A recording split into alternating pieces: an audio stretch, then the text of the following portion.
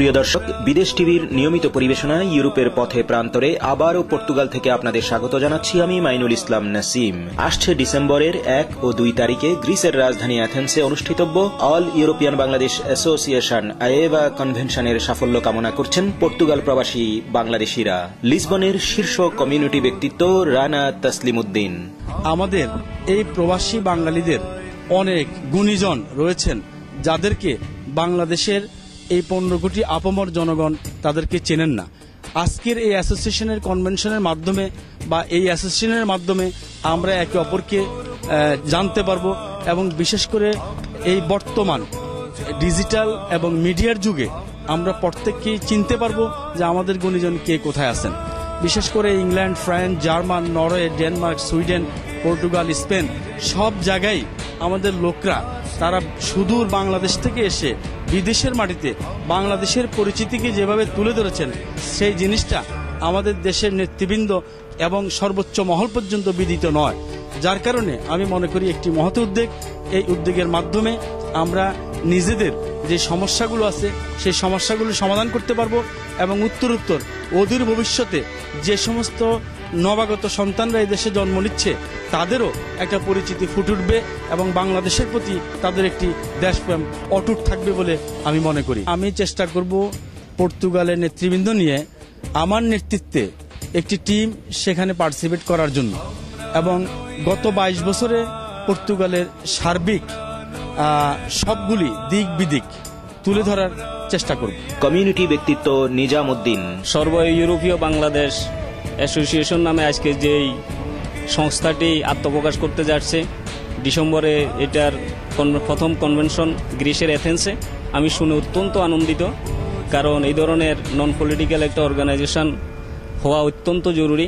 কারণ ইউরোপে আমরা বসবাস করি অথচ সব লোক আমরা বিভিন্ন মতাদর্শে দর্শিত। কারণ এখানে মতের দলের ঊর্ধ্বে কেউ নেই। এই সংস্থাটা হওয়ার জন্য যত রকমের সাহায্য সহযোগিতা করার প্রয়োজন, আমি একজন সচেতন নাগরিক হিসাবে, বাংলাদেশি নাগরিক হিসাবে পর্তুগালের থেকে সার্বিক সহযোগিতা করার আশ্বাস দিচ্ছি। যারা এই মহান কাজে এগিয়ে যাচ্ছেন তাদেরকে অত্যন্ত ধন্যবাদ, অসংখ্য ধন্যবাদ। আপনারা এগিয়ে যান, আমরা আপনাদের সঙ্গে আছি। আমরা লিসবন থেকে অংশগ্রহণ করব, আপনারা এগিয়ে যান, এখানে পিছপা হলে চলবে না। এই সংস্থা করতে গিয়ে হয়তো অনেক রকমের বাধা বিপত্তির সম্মুখীন হতে পারেন, কিন্তু সবগুলাকে কাটিয়ে আমাদেরকে এগিয়ে যেতে হবে। আমি শামীম আল মামুন, সর্ব ইউরোপীয় বাংলাদেশ অ্যাসোসিয়েশন অ্যাথেন্সে যে ভাইয়েরা, আমার শ্রদ্ধেয় বড় ভাইয়েরা সম্মেলনের ডাক দিয়েছেন তাদেরকে আমি ধন্যবাদ জানাই।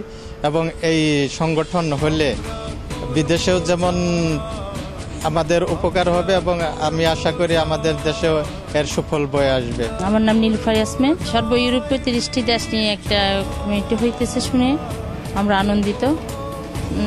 পাল্লাক্রমে এটা হয়তো একটা এবার হইতেছে গ্রিসের অ্যাথেন্সে, পাল্লাক্রমে হয়তো কোনো একদিন আমাদের পর্তুগালও হইতে পারে। এই জন্য আমরা আশাবাদী আর কি।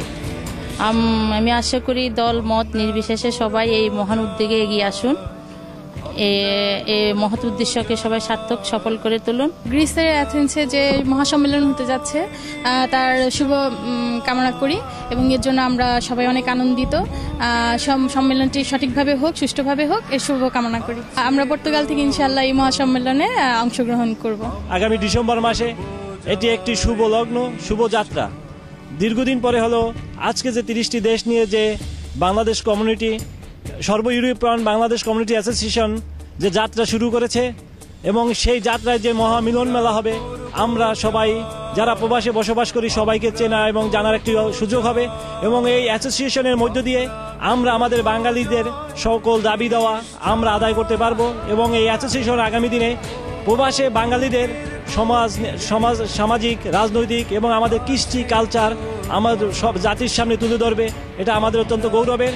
এবং আমরা প্রবাসে যারা আছি, আমাদের এই অ্যাসোসিয়েশন সর্ব ইউরোপ বাংলাদেশ অ্যাসোসিয়েশনের পক্ষ থেকে বাংলাদেশের সংরক্ষিত আসনে আমাদের কোটা নির্ধারণ থাকবে, যাতে আমরা বাংলাদেশের প্রবাসে থেকে বাংলাদেশের প্রতিনিধিত্ব করতে পারি।